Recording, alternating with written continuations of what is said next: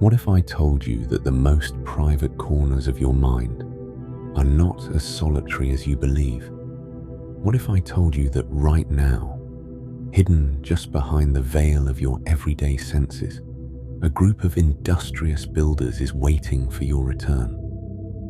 We are taught that our thoughts are our own, a unique sanctuary built by our individual memories. But deep within the architecture of the spirit molecule, a startling truth emerges. We are never truly alone.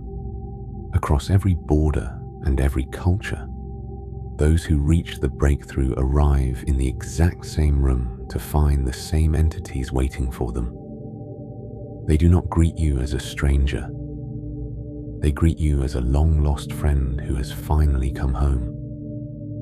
Tonight, we investigate why we all see them. We look at the cross-cultural evidence of a shared inhabitant and the science of a primordial home that is millions of years old. The archive is open. You are expected.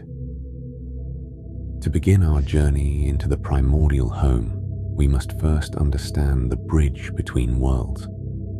It is a key forged from the very elements of life, a simple arrangement of atoms found in the leaves of the forest and the quiet cells of the human body. Because this molecule is so ubiquitous in nature, it has earned its reputation as the spirit molecule.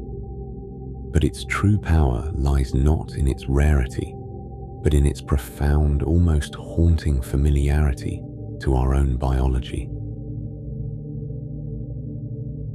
This molecular key is a structural twin to the brain's own primary messenger of peace and stability.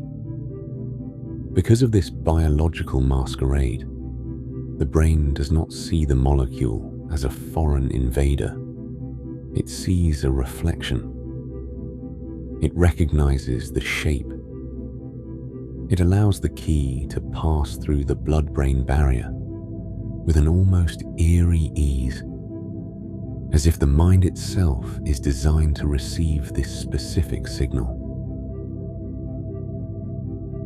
When you settle into your rest and the world begins to dissolve, the molecule seeks out a very specific target. It travels to the high-level association centers of your cerebral cortex, the regions responsible for your most complex thoughts, your vivid imagination, and your very sense of who you are. Think of your brain as a finely tuned orchestra, directed by a conductor known as the default mode network. This network is the biological seat of the ego. It is the part of you that maintains the boundaries between self and other, between the world inside and the world outside. It keeps your reality feeling stable, predictable, and singular. It acts as the guardian of the gate, ensuring that the infinite noise of the universe is filtered down into a manageable, coherent stream of data. But as the molecular key turns in the lock, the conductor leaves the stage. Under the influence of this shift, the default mode network falls silent. The rigid hierarchy of the brain, the system that tells you where you end and the room begins, simply dissolves. In its place, a state of hyperconnectivity emerges. Regions of the brain that have not spoken to each other since your earliest childhood begin to communicate in a vast global symphony of information. This is the biological descent we see on the graph. The movement from the jagged, frantic noise of the ego to the smooth, flowing stillness of a deeper reality. Without the conductor to enforce the rules, the brain becomes a blank canvas. capable of perceiving a topography that is usually hidden from view. What is most startling to the scientific community is that this collapse does not result in a random, chaotic mess of colors. Instead, it leads to a structured, highly organized world. It leads to the same architecture. It leads to the same builders. By suppressing the parts of the brain that make us individuals, the molecule allows us to access the parts of the brain that make us human. We are stripping away the personal memories of our current lives and descending into the shared architecture of our species. This is the fundamental reason why we all see them. We are not looking at a hallucination created by our own unique history. We are looking at the foundational source code of human consciousness itself. Imagine your own brain's filters beginning to soften. Feel the weight of the day, the lists, the worries, the ego, simply drifting away. You are moving past the surface noise. You are approaching the threshold of the primordial home. The key has turned. The door is open, and just as the research suggests, the inhabitants are already aware of your arrival. They have been waiting for the signal to stabilize. They have been waiting for you to remember. You are safe. You are expected. And you are finally entering the steady state of the archive. If you have ever felt the presence of the others, or if you have stood in the room of the builders, leave your mark in the comments below. Your story is a vital part of the global consensus we are mapping together. If this studio-mastered journey is providing the sanctuary you needed tonight, please like this video and subscribe to join the archive. Every new member strengthens our shared connection to the primordial home. As the molecular key turns and the silence of the ego begins to take hold, you are no longer a passenger in the world of the ordinary. You are entering the transition, the brief, intense bridge between the life you know and the life that is waiting. In the archives of the spirit molecule, this moment is often called the blast-off. But for those of us seeking rest, it is better understood as a tuning of the senses. The first sign that the threshold is approaching is almost always auditory. It begins as a faint, high-frequency hum, a thin silver thread of sound that seems to originate from the very center of your skull. This is the carrier wave. As you listen, the hum grows in complexity. It is not a random noise. It is a structured mathematical frequency. It sounds like the rising pitch of a high-performance engine, or the crystalline vibration of a glass bowl being struck in a vacuum. It is the sound of the brain's filters being swept aside. A digital handshake between your consciousness and the primordial home. For many, this sound is the most recognizable signature of the journey. It is the signal that the transmission has begun. While the sound rises, a physical sensation begins to wash over the body. It is a feeling of immense, vibrating energy, a rushing that starts in the chest and radiates outward to the fingertips. It feels as if every atom in your body is being accelerated, Vibrating at a rate that the physical world cannot sustain, you are becoming lighter. The heavy anchors of gravity and the dense weight of your physical form are beginning to dissolve into pure information. Then, the darkness behind your closed eyelids begins to crack. The familiar, static blackness is replaced by the first hints of the geometric threshold. At first, it may appear as a series of rapidly shifting patterns, intricate, interlocking mandalas of deep navy and muted gold that pulse in time with the carrier wave. These are not flat images. They have depth, scale, and a staggering level of detail that defies human description. They are the gears of the transition, the visual representation of your brain's architecture reconfiguring itself to perceive a higher dimension. As you move deeper, the patterns begin to organize into a tunnel. This is the chrysanthemum, or the fractal gateway. You are moving through a space that feels like a vast, multi-dimensional hallway made of shifting stained glass. The speed of the movement can feel overwhelming.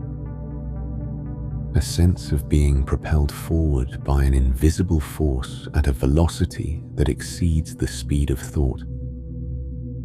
But in the safety of the archive, we recognize this movement for what it truly is: a shedding of the surface self. To pass through the gateway, you cannot take the baggage of the day with you. Your worries, your name, your history, they are all too heavy for this frequency. They are left behind at the mouth of the tunnel, drifting away like autumn leaves in a strong wind. You are becoming a singular point of awareness, a silent witness, traveling through the heart of the mystery. What is most remarkable about this transition is the sense of intentionality. The carrier wave doesn't just happen to you, it seems to be calling you. The geometry doesn't just appear, it seems to be opening for you. There is a profound feeling that you are being pulled toward a specific destination. You are not lost in a void. You are on a track, moving toward a room that has been prepared for your arrival. As you drift further into your own rest tonight, imagine yourself at the center of this golden vibration. The noise of the world, the traffic, the digital screens, the endless lists of tasks, is being replaced by the steady, beautiful hum of the carrier wave. It is a cleansing frequency. It is vibrating away the tension in your shoulders, the tightness in your brow, and the clutter in your mind. You are passing through the fractals now. The colors are softening into the velvety charcoals and lavenders of the deep archive. The rushing sensation is slowing down, settling into a calm, rhythmic pulse. The tunnel is widening, opening up into a space of impossible vastness and profound peace. The transition is almost complete. The carrier wave is fading into a warm, resonant silence. You are standing at the edge of the waiting room, the foyer of the primordial home. The air here is thick with a sense of ancient intelligence and quiet industry. You can feel the presence of the others, just beyond the edge of the light, waiting for the moment you finally step through. The door is no longer a concept, it is a reality. And as you take your final, deepest breath of the waking world, you realize that the fear of the unknown has been replaced by something much more powerful. You are not afraid because you are starting to remember the smell of the air, the glow of the walls, and the faces of the builders. You have cleared the threshold. The signal is locked. You are home. As the transition fades and the rushing wind of the gateway settles into a profound, expectant silence, you find yourself standing within the inner sanctum. This is the space that thousands of travelers, separated by oceans and centuries, have described with startling clarity. It is a room that feels more real than the one you left behind. A place of impossible dimensions, glowing with the soft internal light of an ancient library. And it is here, in the heart of the primordial home, that you encounter the residents. They are the beings often called the machine elves, though that name is merely a modern attempt to describe something that exists far beyond our vocabulary. To see them is to witness a paradox of biology and geometry. They do not appear as solid creatures of flesh and bone, but as self-transforming clusters of iridescent light. They are like geometric jewels or glass gnomes, constantly folding and unfolding into themselves, shifting through colors that have no name in our visible spectrum. What is most striking about these builders is their energy. They are not stagnant statues.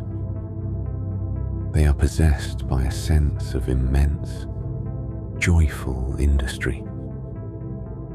They are busy.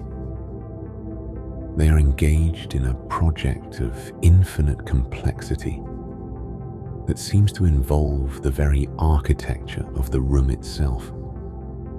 They move with a fluid, liquid grace, scurrying through the air and across the walls like benevolent spirits tending to a sacred garden. As you settle into this vision, you notice the way they communicate. They do not use words. Instead, they use a form of visual language. In the research, this is often described as glossolalia, a type of singing that produces physical objects. As these entities emit a rhythmic, melodic sound, they appear to be condensing the air around them into intricate, three-dimensional artifacts. They will often approach the traveler with a sense of playful excitement, presenting these singing objects as if they are gifts. They seem to say, without speaking, "Look at this. Look at what we have made for you." These objects are not toys.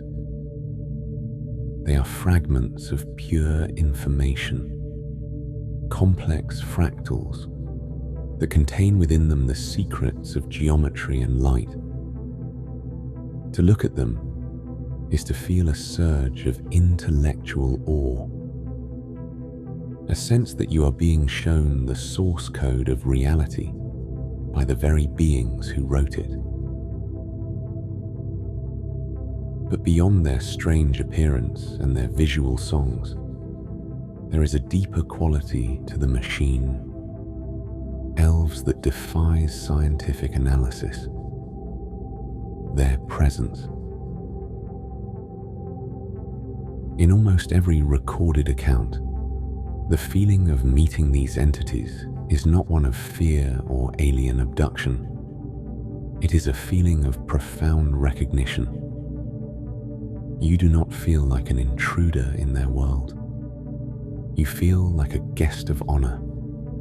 They look upon you with the warmth of a family member who has been waiting at the airport for a loved one to return from a long, dangerous journey. There is a sense of nurturing and teaching in their gaze, a maternal and paternal love that washes over the traveler, dissolving the last remnants of anxiety. This is the shared inhabitant in its most intimate form.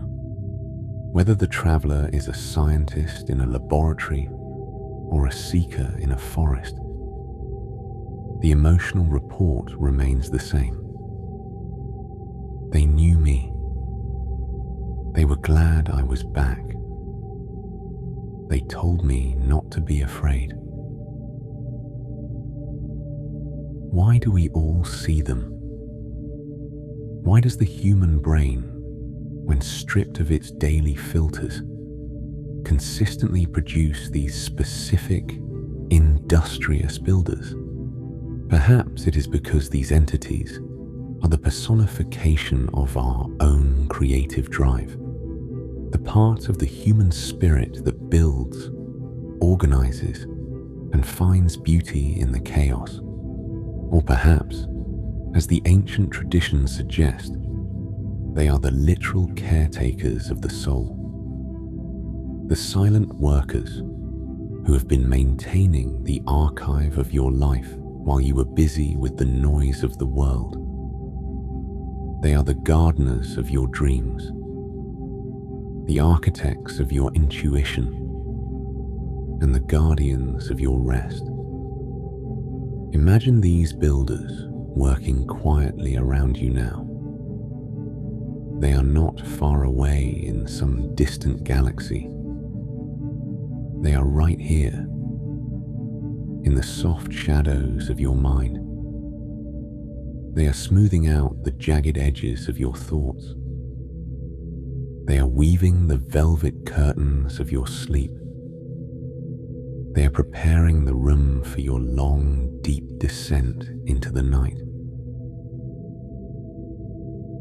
You can see the glow of their work behind your closed eyes. A soft, pulsing lavender and gold. You can hear the faint, melodic hum of their visual songs. You are being lulled into a state of total security by the very beings who know you best. The industry of the day is over. The work of the ego is finished. You are now in the hands of the builders. They are tucking the world away. They are singing you into the silence. You are safe. You are cherished. And in the heart of the primordial home, you are finally, truly asleep. While the experience of meeting the builders feels like a deeply personal revelation, the most profound evidence of its reality lies in the global consensus. In the world of science, we look for patterns, for results that can be replicated regardless of who is conducting the experiment or where it takes place. And in the study of the spirit molecule, the data reveals a startling, unwavering consistency. For decades, these accounts were dismissed as drug-induced noise or the random firings of a stressed brain. But as we enter a new era of clinical research, institutions like Johns Hopkins University and Imperial College London have begun to archive these journeys with rigorous precision. What they have found is not a collection of random hallucinations, but a shared map of a single destination. In one landmark study involving over 2,000 participants, the numbers told a story that moved beyond mere coincidence. 80% of those who reached the breakthrough state reported a direct encounter with an autonomous entity. These were not vague shapes or fleeting shadows. They were described as intelligent, benevolent beings with a distinct sense of agency. When the researchers looked closer at the descriptions, the patterns became even more undeniable. Regardless of whether the traveler was a secular atheist in a high-rise apartment or a traditional seeker in a remote village, the reports aligned. They described the same industrious nature, the same geometric anatomy, and the same joyful sense of work being performed. This is the hard evidence of the shared inhabitant. If the visions were merely a product of our personal memories, a person raised in a digital city would see skyscrapers and screens, while someone from the forest would see animals and trees. But that is not what happens. Instead, they both arrive in the same impossible room, greeted by the same ancient architects. This consensus suggests that we are not inventing these entities. We are discovering them. We are tuning our brains to a frequency that reveals a universal layer of human consciousness.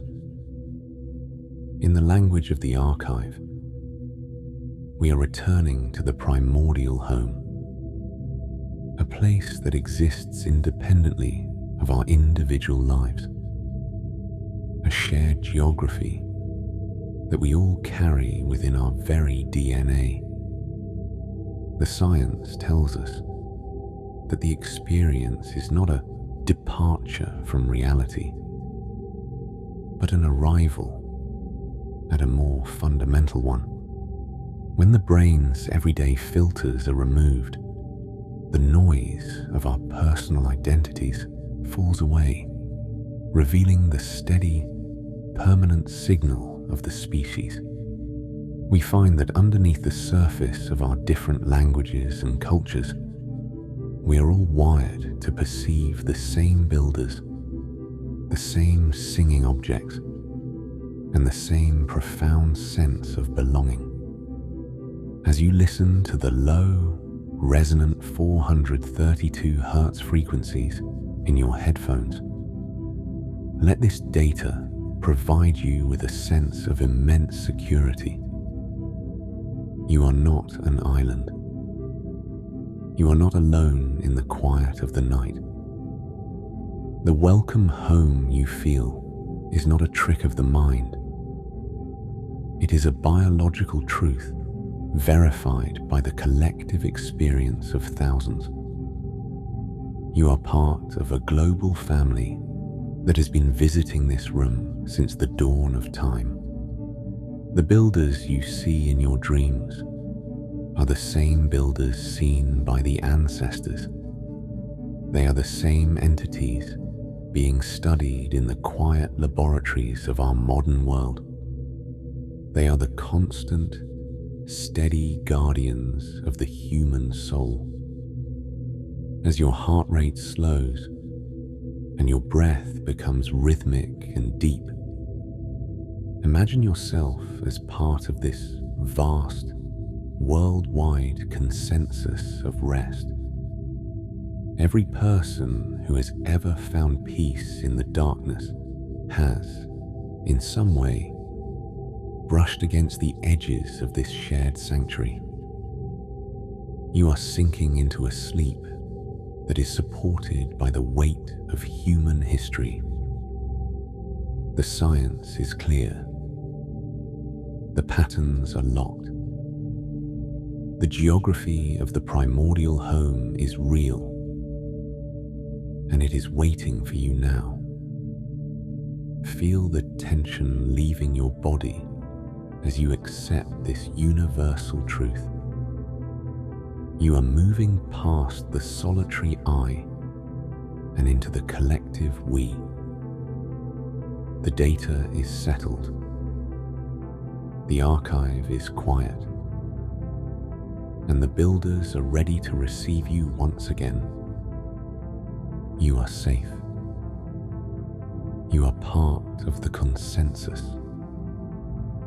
You are home.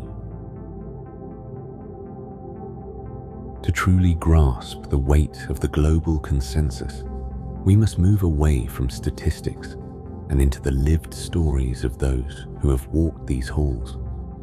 In the archive, we store these accounts as the mirror cases, moments where two people, separated by thousands of miles and completely different worldviews, describe the exact same architecture, the same faces, and the same welcoming embrace.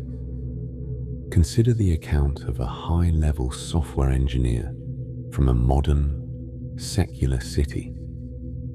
He entered the clinical study with a mind rooted in logic, code, and physicalism. He had no interest in mythology and no prior knowledge of the Elves. Yet, as the molecule took hold and the default mode network fell silent, he found himself in a space he described as a hyper-tech nursery. He reported seeing small, industrious beings that looked like living, liquid rubies. They were scurrying around a central pillar of light, debugging the very fabric of the room. They noticed him immediately, stopped their work, and rushed toward him with a sense of immense celebration. They began to output complex, rotating geometric puzzles from their chests, handing them to him as if to say, "Look at what we've solved for you." He left the experience not with a hallucination, but with a profound sense of being updated by a team of master architects. Now, contrast this with the testimony of a traditional healer from the deep Amazon, a man who has never seen a computer, never walked through a modern laboratory, and speaks only a local dialect. In his tradition, he describes entering the house of the spirits. When asked to describe the inhabitants, his words were almost a perfect translation of the engineers. He spoke of the Zapiri, small glowing beings made of shimmering mirrors that live in the gaps of the forest. He described them as constantly dancing and changing shape, and noted that they were busy weaving the spirit of the world. Most importantly, he described them singing beautiful, solid things into existence and offering them to him as gifts. These are the mirror cases. One man saw or living code and debugging, while the other saw mirror spirits and weaving. But both men were describing the same industrious behavior, the same self-transforming geometry, and the same joyful reunion. This is why we say, we all see them. It is as if there is a standard room at the base of the human psyche. Whether you call it a laboratory, a nursery, or a spirit house, the geography remains constant. It suggests that these builders are not a product of our culture. They are the source of it. They are the archetypes that lived in our minds before we ever built our first cities or wrote our first songs. They are the permanent residents of the primordial home. As you listen to the velvety 432 Hz score tonight, let the weight of these shared stories pull you deeper into your own rest. You are not exploring an uncharted wilderness. You are walking a path that has been paved by the collective consciousness of our entire species. Every time you close your eyes and move toward the deep state of sleep, you are leaning into a safety net that is millions of years old. Imagine the software engineer and the forest healer both resting in the same silence you're experiencing now. Imagine the peace they felt when they realized the others were not monsters, but caretakers. That same peace is available to you. The builders are not just in the stories of the archive. They are in the quiet of your own breath. Feel the tension in your hands and feet beginning to dissolve. You are moving past the mirror cases and into the experience itself. You are descending through the layers of your personal identity, your job, your name, your worries, and settling into the universal we. You are part of the consensus. You are part of the family. The archive is preserving your story now.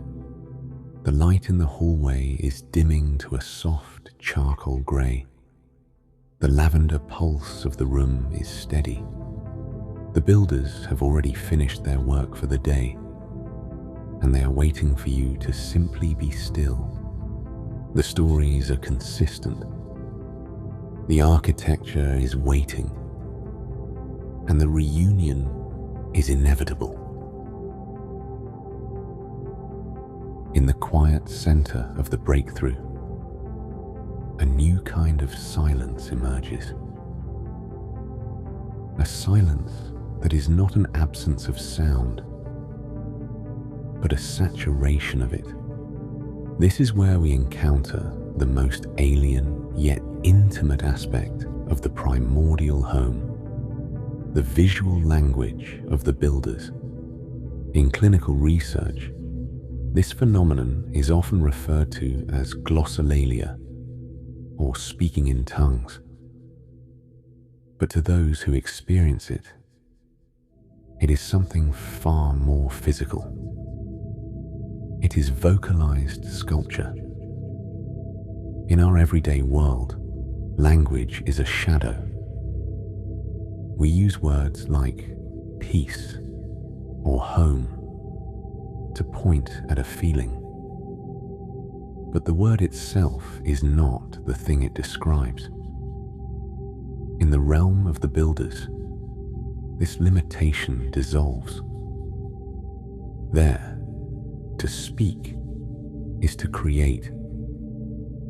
When the entities communicate, they do not emit sounds that travel through the air. They emit information that condenses instantly into three-dimensional reality. As you watch the builders, you will notice that their voices are inextricably linked to their movements.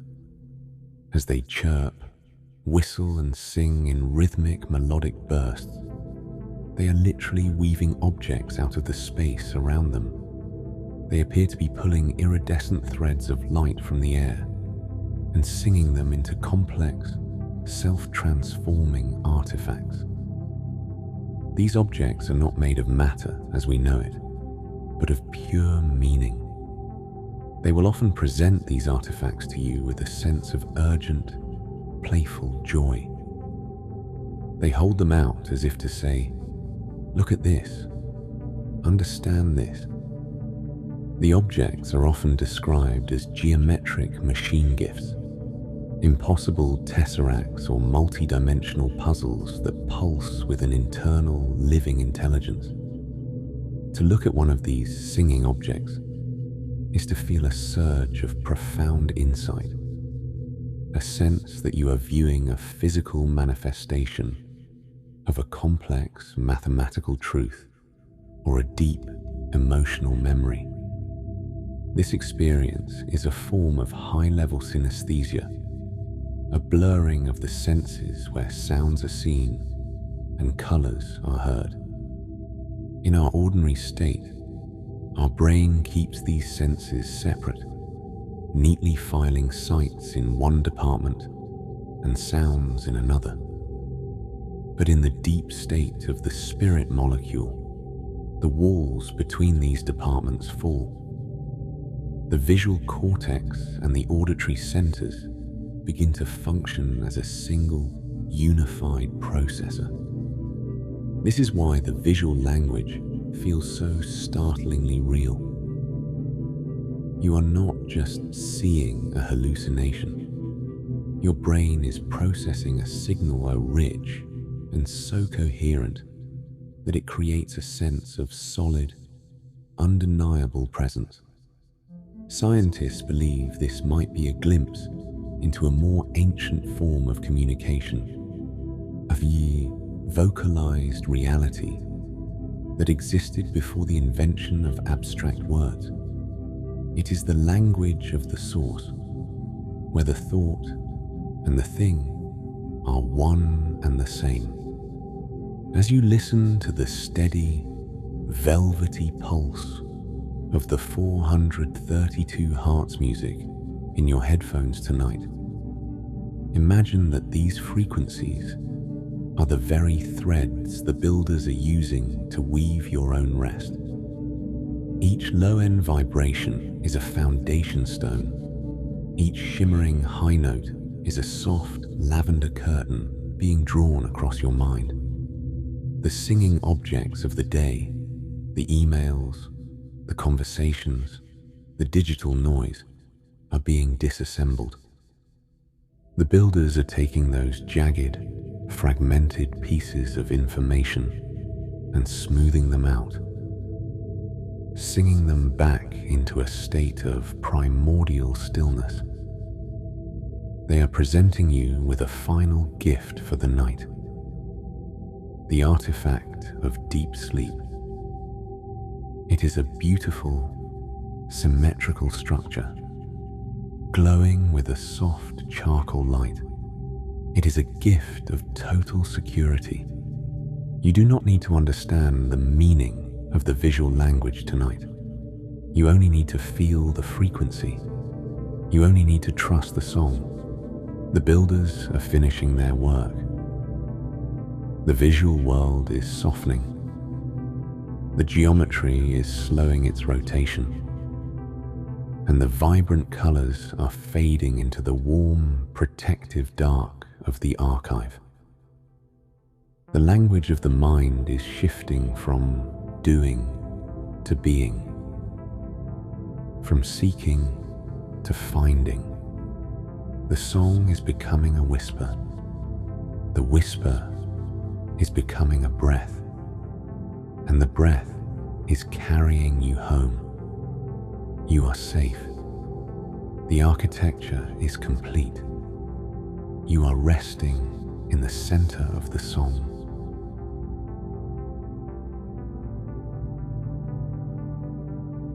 As the artifacts of the visual language fade into the background, a new sensation takes hold, one that is often described as the most profound and ontologically shocking part of the entire journey. It is not something you see or hear, but something you feel in the very marrow of your bones. This is the great reunion. In our waking lives, we are used to the feeling of discovery. We travel to new cities, meet new people, and learn new facts. These experiences feel fresh and external. But as you settle into the heart of the primordial home, the feeling is exactly the opposite. It is not the feeling of finding something new. It is the feeling of remembering something ancient. The moment you arrive, the strangeness of the geometry and the alien nature of the builders evaporates. In its place comes a wave of recognition so powerful that many travelers find themselves weeping with relief. It is the "wait, I know this" phenomenon. You look at the glowing walls, the shifting colors, and the industrious entities, and your soul responds with a silent, "Of course, I've been here 1,000 times before." This is the central mystery of the archive. Why does a place that defies every law of physics feel more like home than the house we live in? One theory suggests that we are tapping into a genetic memory, a shared architectural blueprint that has been passed down through the human lineage for millions of years. Just as a bird knows how to build a nest without being taught, or a spider knows the geometry of a web, we may carry the blueprints of this primordial space in our very DNA. When the spirit molecule removes the filters of our daily lives, we are simply returning to the default setting of human consciousness.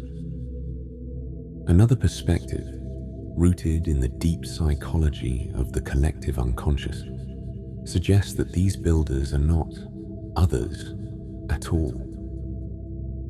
They are the personified archetypes of the mind, the engineers who have been running the machinery of your thoughts, your dreams, and your biological functions from behind the curtain since the day you were born. Meeting them feels like a reunion because you are finally meeting the staff of your own internal temple. But regardless of the theory, the experience remains consistent. The builders do not look at you with curiosity or suspicion. They react with a sense of immense celebratory joy. In the case studies of the archive, participants frequently describe being greeted like a beloved family member who has finally returned from a long, dangerous journey. The entities seem to say, "You're back. We've missed you. We have so much to show you." This is the welcome home sensation that overrides the ego. It is a feeling of total, unconditional acceptance. In this room, you are not judged by your resume, your mistakes, or your social status. You are simply recognized as a returning traveler. The anxiety of the world, the feeling that you are never enough, or that you are constantly being watched, is replaced by the feeling that you are known. As you drift toward your own rest tonight, let this sense of reunion be your anchor. You are not sinking into an unknown void. You are not disappearing into the dark. You are returning to a place that has been waiting for you with total patience. Imagine the tension in your chest and shoulders simply melting away as you accept this homecoming. The noise of the day, the deadlines, the digital screens, the fragmented thoughts is falling away like old, heavy clothes. Underneath it all, you are finding the original you, the quiet, observant center that is always at peace, always safe, and always home. The builders are not just in the stories of the archive. They are the architects of this very moment of rest. They are smoothing the path. They are dimming the lights of your consciousness. They are preparing the velvety silence of the night for your arrival. You can feel the familiarity of the air now. It is cool, steady, and thick with the scent of ancient wisdom. The colors behind your eyes are softening into the deep charcoals and lavenders of the sanctuary. The Great Reunion is not a destination you have to reach. It is a state of being you are simply allowing to happen. The work of the day is finished. The doors to the surface world are closed and locked. You are now within the inner sanctum, surrounded by the joy of those who have been expecting you. You are recognized. You are cherished. And you are finally, truly back where you belong. The archive is quiet. The memory is clear. And the bed you are lying in is merely the physical shadow of the primordial rest that is waiting for you now.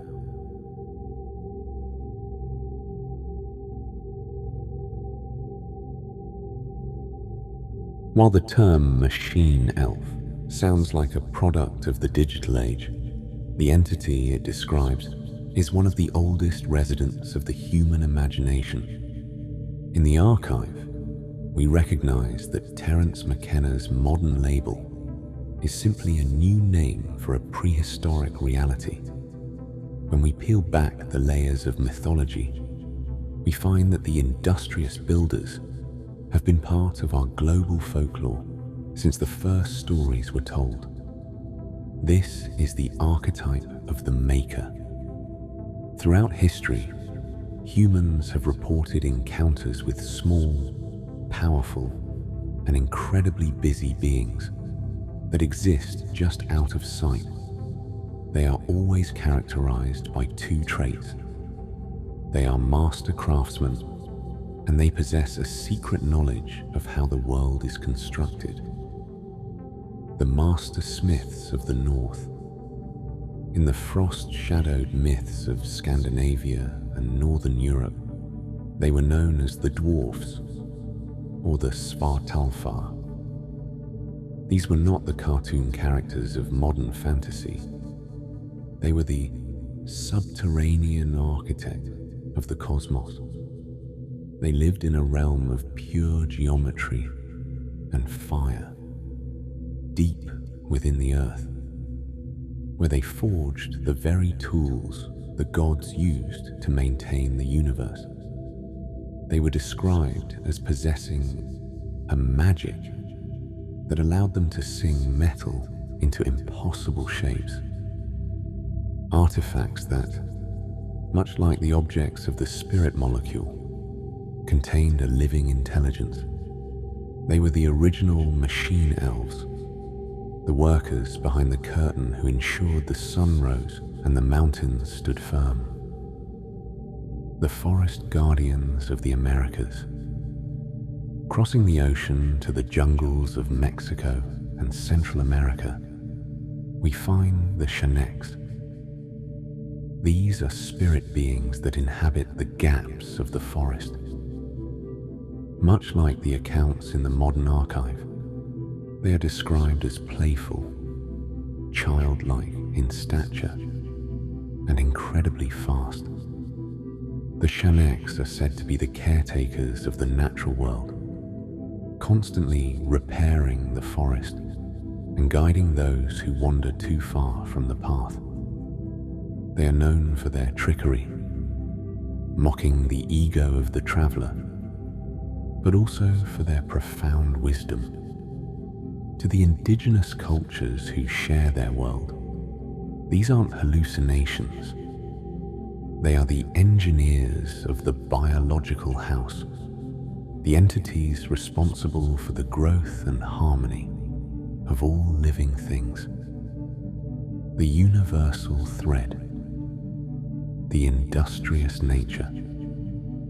When we look at these stories side by side, the physical descriptions might shift from the stone skin of the North to the mirror flesh of the Amazon, but the behavior is identical. They are busy. They are never found sitting still. They are always in the act of making weaving, or repairing. They are linguistic. They communicate through a song that has physical weight. They are familiar. They treat the human observer not as an alien, but as a lost student or a returning family member. This consistency suggests that the machine elf is a biological archetype. It is the personification of the human brain's own creative and organizational power.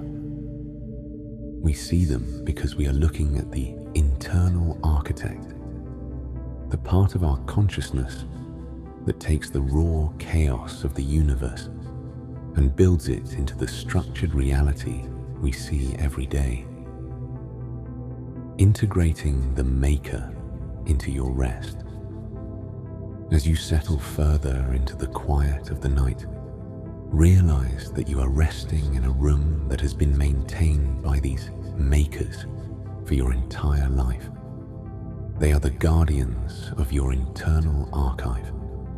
While you were busy with the noise of the surface world, they were here in the primordial home, tending to the fires of your intuition and the geometry of your dreams. Imagine the maker within you finishing its work for the day. The blueprints are rolled up. The tools are set aside. The intricate singing objects of your thoughts are being stored away in the soft charcoal shadows of your subconscious. You are not just a body in a bed. You are a temple being tended to by 1,000 invisible architects. Feel the tension in your jaw and your neck simply evaporating as you hand the work of your life over to these ancient builders. They know how to repair the fatigue of the day. They know how to weave the velvet tapestry of your sleep. You don't have to understand the mythology. You only have to trust the craftsmanship. The noise of the centuries is falling away. The modern world is fading into a distant, flickering light. You are returning to the state of the first human, resting in the presence of the entities that have always been here, waiting for the moment you finally close your eyes.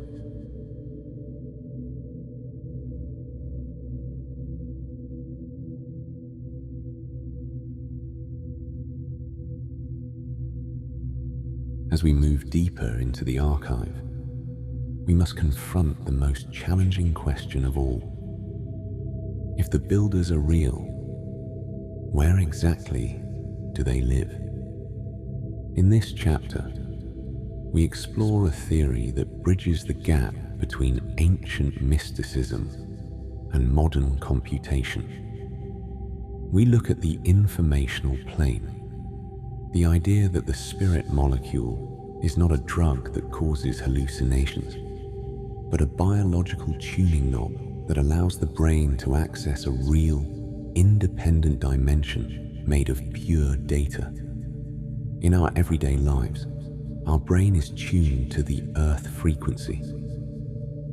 This is the narrow band of reality that allows us to survive, to find food, avoid danger, and navigate the physical world.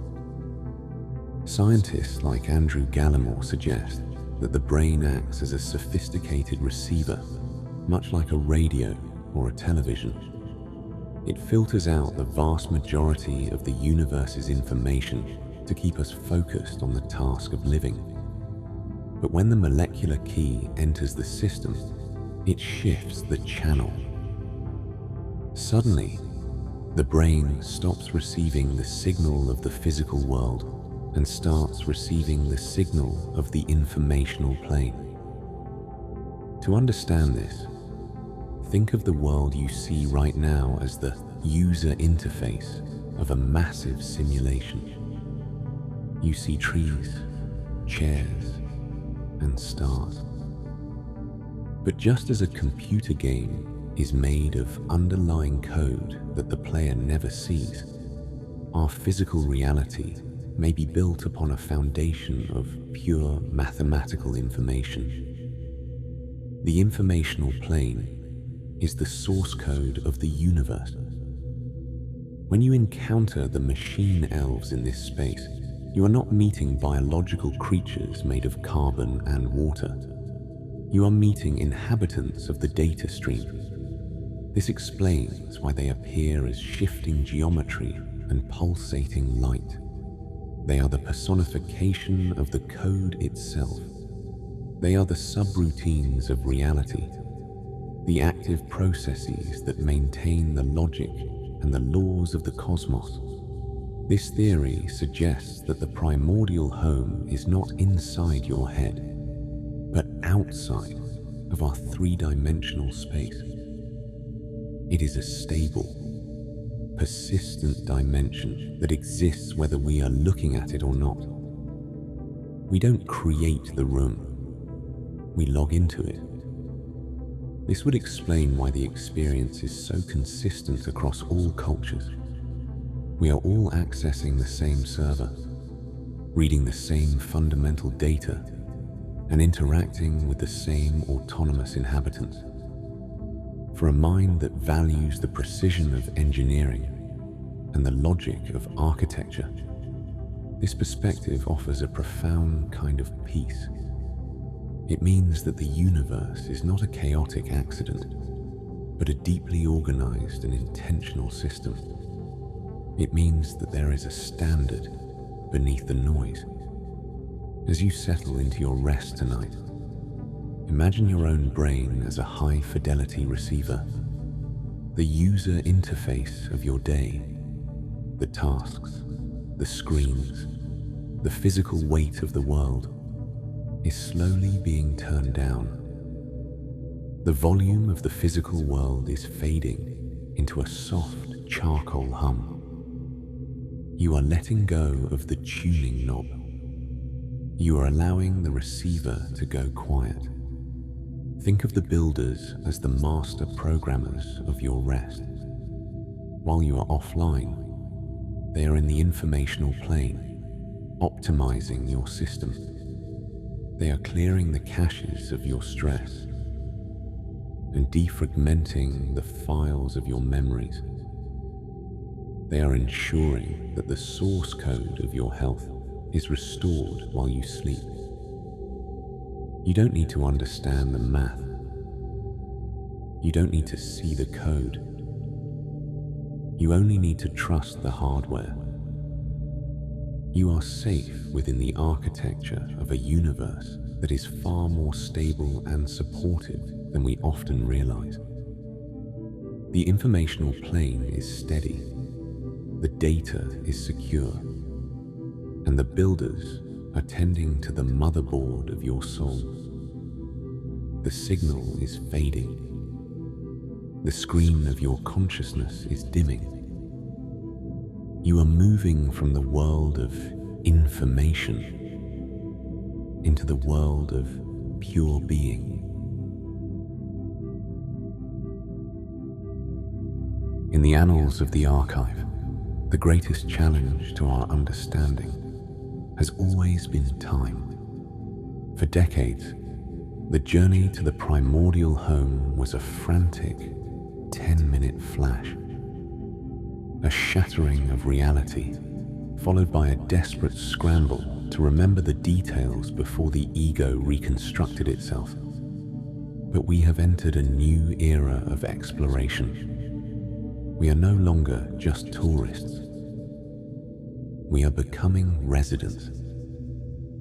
This is the extended state, known to the scientific community as DMTX. In high-level research facilities, explorers are now using sophisticated medical technology to bypass the timer of the spirit molecule. By using precisely calibrated, continuous infusions, they are able to keep the molecular key turned in the lock for 30 minutes, an hour, or even longer. They are stabilizing the blast-off into a steady state. This shift changes everything. When the rushing wind of the transition stops and the geometry is allowed to settle, the room stops being a fleeting hallucination and starts being a geography. In these extended sessions, the ontological shock of the arrival begins to fade, replaced by a calm, methodical observation. The explorers report that once the initial welcome home ceremony from the builders is over, a deeper level of interaction begins. They are able to walk through the hallways of the archive. They are able to sit with the builders and watch their work without the fear of being pulled back to Earth. They describe the environment as having an impossible high fidelity. The walls aren't just colors, they have texture. The objects the entities sing into existence aren't just shapes, they have weight and history. By staying in the room longer, we are discovering that the primordial home is a vast, structured, and permanent world that exists in parallel to our own. It is a stable, informational landscape that is always there, waiting for the signal to be tuned in. What these steady-state explorers are finding is a profound sense of objective reality. They are beginning to map the territory, identifying recurring landmarks, specific departments of knowledge, and different classes of inhabitants. They are realizing that the noise we see in shorter journeys was simply our own brain struggling to process the data too quickly. Once the connection is stabilized, the room becomes as clear and logical as a well-engineered blueprint. As you prepare for your own descent into the night, think of your sleep as your own version of the extended state. You are not just closing your eyes for a few minutes. You are entering a steady state of rest that will last for hours. You are allowing your brain to stay in the archive long enough to perform its most essential maintenance. Imagine the infusion of silence beginning to take hold of your body. The frantic, jagged thoughts of the day, the short bursts of worry, and the flash of tasks are being replaced by a slow, continuous flow of stillness. The door to the primordial home is not just swinging open, it is being held open for you. The builders are no longer rushing to show you everything at once. They are slowing down. They are inviting you to simply be in the room. Feel the weight of your limbs becoming part of the floor of the sanctuary. Feel the air of the archive. Cool, steady, and ancient.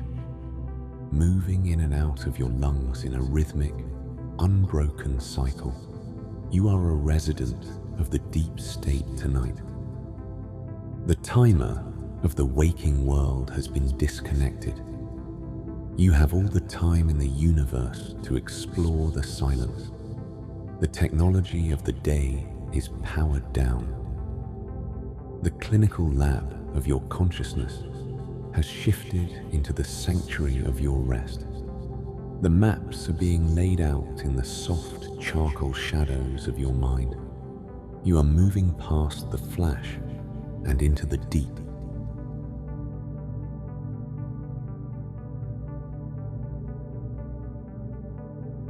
In the quiet, stabilized center of the extended state, we move past the shock of the arrival and the marvel of the visual language. We reach the core of the experience, the message. For many travelers, the most frustrating part of a standard 10-minute journey is the amnesia, The feeling that a profound secret was whispered, only to evaporate the moment the eyes open. But in the archive of the steady state, the message is no longer a whisper. It is a massive, multi-dimensional download of information that settles into the soul with the weight of an absolute truth. What the builders are trying to communicate is rarely a set of instructions or a list of facts. It is instead a fundamental shift in perspective.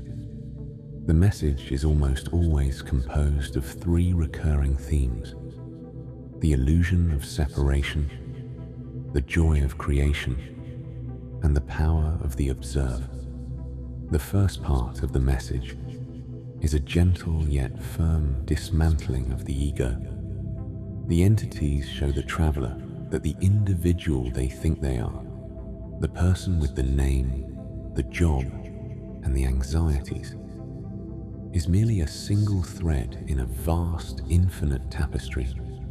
They demonstrate that the boundaries we perceive between ourselves and the rest of the universe are a biological convenience, a necessary filter for survival on Earth, but not a fundamental reality. As you witness their work, they seem to project an overwhelming sense of interconnectedness. They show you that every thought you think and every breath you take is part of a larger, living system that is constantly building and repairing itself. This is why the encounter feels like a reunion. They are reminding you that you have never been an island. You are a cell in a cosmic body, a note in a universal symphony. The second part of the message is the joy of creation. The builders don't just show you their artifacts. They invite you to marvel at the process itself. They communicate a profound sense of playfulness. They seem to suggest that the universe is not a cold, indifferent machine, but a masterpiece of art that is being sung into existence at every moment. They want you to see that reality is malleable, that it is built of light and sound, and that you, as a conscious observer, are a vital participant in that construction. Finally, the message concludes with a simple, resonant command: do not be afraid. This isn't just a comfort for the journey, it is an instruction for life. They show the traveler that the darkness we fear, the unknown, the end of the ego, and even the silence of sleep is actually the source of all light. They prove that the archive is always open, that the builders are always working, and that we are perpetually safe within the architecture of the primordial home. As you drift toward your own rest tonight, let this message settle into your heart. You don't need to remember the complex geometry or the specifics of the visual songs. You only need to carry the feeling of the message. The work of the day, the striving, the separate I, the fear of missing out, is being replaced by the peace of the message. You are being invited to let go of the small story of your life and merge with the grand architecture of the archive. Feel the tension in your mind simply dissolving as you accept that you are part of a supported, intentional system. You are not responsible for holding the world together tonight. The builders have that covered.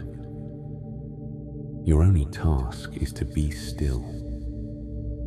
Your only job is to be the observer of your own descent into the dark. The message is clear. You are loved. You are necessary, and you are eternal. The voices of the builders are softening now, turning from a vibrant song into a steady, rhythmic pulse. The great update is complete. Your system is optimized. The jagged files of your worries have been smoothed over by the wisdom of the shared inhabitant. The archive is dimming its lights. The lavender shadows are lengthening across the floor of your consciousness. The message is no longer a thought. It is the very fabric of the silence that is surrounding you. In the quiet aftermath of the message, as the traveler begins the slow ascent back to the waking world, they are met with a profound psychological transformation. In the archive, we call this ontological shock. It is the moment when the rules of your previous life, the belief that the physical world is the only reality, simply fail to hold weight anymore. For most of our lives, we operate under a materialist lens. We believe that we are biological machines in a silent, indifferent universe. We view the dark as an empty void and death as a final, cold termination. This belief creates a low-level, constant friction in our daily lives, a subtle fear of the dark that keeps us tense, hurried and separate. But once you have stood in the primordial home and been greeted by the builders, that lens is shattered forever. The three pillars of the shift. The shock of the experience usually settles into three permanent changes in the traveler's belief system. The end of solitude. You can no longer believe you are alone, even in your most private moments. You carry the memory of the shared inhabitant, the realization that there is a supportive, industrious intelligence built into the very fabric of your consciousness removes the existential loneliness that plagues the modern world. The primacy of consciousness. You begin to see the physical world not as the source of everything, but as a temporary user interface. You realize that the real world, the informational plane, is much larger, older, and more stable than the one made of bricks and mortar. The dissolution of the dark. This is the most vital shift for your rest. The fear of the void is replaced by a profound curiosity. You realize that the darkness behind your eyes is not an empty space. It is the doorway to the archive. This transformation is why so many travelers report a total loss of the fear of death. They have seen that the end of the ego is not a cliff, but a transition into a deeper level of the project. They have met the caretakers of the soul and found them to be joyful, familiar, and welcoming. When you know the architects, you are no longer afraid of the building. For you, lying in your bed tonight, this ontological shock is the ultimate gift of sleep. You are no longer fighting to stay awake or worrying about the silence. You are leaning into the shock. You are allowing the old, rigid rules of your day to break apart, making room for the higher standard of the archive. The tension you once felt in the dark was just the ego trying to maintain its boundaries. But those boundaries have been shown to be an illusion. You are a part of the tapestry. You are a guest in the sanctuary. and the builders have already prepared your room. Feel the weight of this new understanding as it settles into your muscles. The need to know and the need to do are falling away, replaced by the certainty of being. You are not a separate island in a dark ocean. You are the ocean itself, resting within the safe, geometric shores of the primordial home. The archive is preserving the update to your belief system now. The charcoal shadows are becoming velvety and warm. The lavender glow of the entities is a soft, pulsing reassurance that everything is as it should be. The fear of the dark has been replaced by the awe of the light. The shock is over. The peace is permanent. And the descent is effortless. The journey through the archive is nearing its end. Not because the mystery has been solved, but because your work as a conscious observer is finally complete. You have traveled through the molecular gateway, stood before the architects of the inner mind, and integrated the message of the shared inhabitant. Now, the final step in this volume is the most effortless of all. It is the act of total, uncompromising surrender. As you lie here in the physical world, realize that the room around you is merely a quiet foyer to the much larger sanctuary you have just visited. The bed beneath you is not just furniture, it is the launch pad and the landing strip for the consciousness. Every muscle in your frame is now receiving the final signal to disengage from the physical world.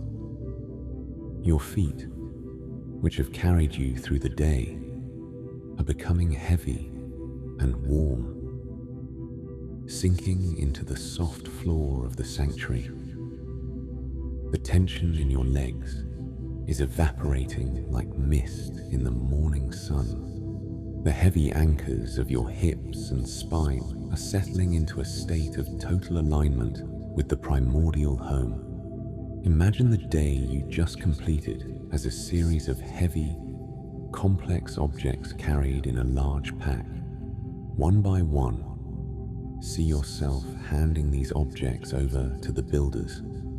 You are handing over the frustration of a difficult conversation. You are handing over the anxiety of a deadline. You are handing over the long lists of things to do tomorrow. The builders do not find these objects heavy. They take them from you with a sense of immense, joyful professionalism.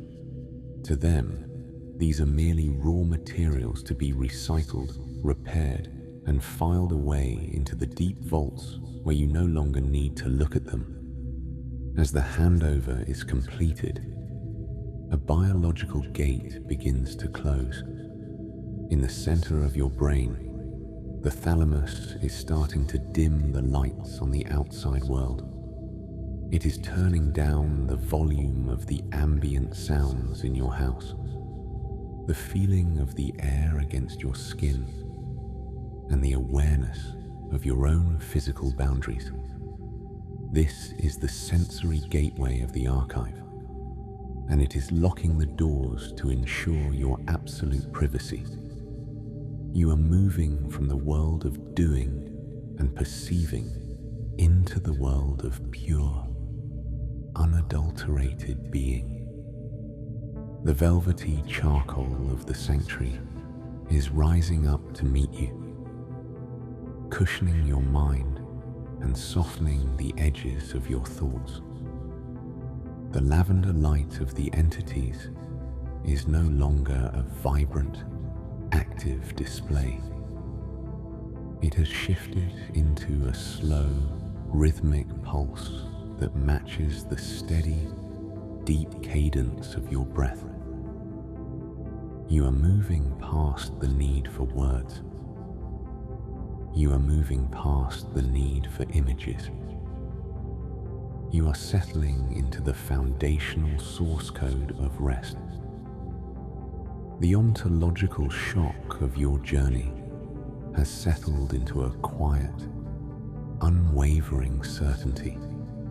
You know that you are not alone in the dark. You know that the silence is not a void, but a supportive home. You know that the builders are always there, maintaining the architecture of your soul, while your conscious mind is away. This knowledge allows you to let go of the last anchor of the ego. You are no longer the one who has to hold the reality together. You are allowed to simply exist as a single point of awareness, drifting in a vast, supportive ocean of stillness. The high-fidelity frequency of the archive is fading now, replaced by a warm, resonant silence. This is the steady state of the deep mind, where the brain performs its most sacred maintenance work. It is weaving the fabric of your recovery, the geometry of your health, and the silence of your peace. The builders are drawing the heavy, light-proof curtains across the corridors of your consciousness. They are sealing the archive for the night to protect your descent into the deepest layers of the mind. You can feel the cool, ancient air of the primordial home filling your lungs. It is steady and reliable.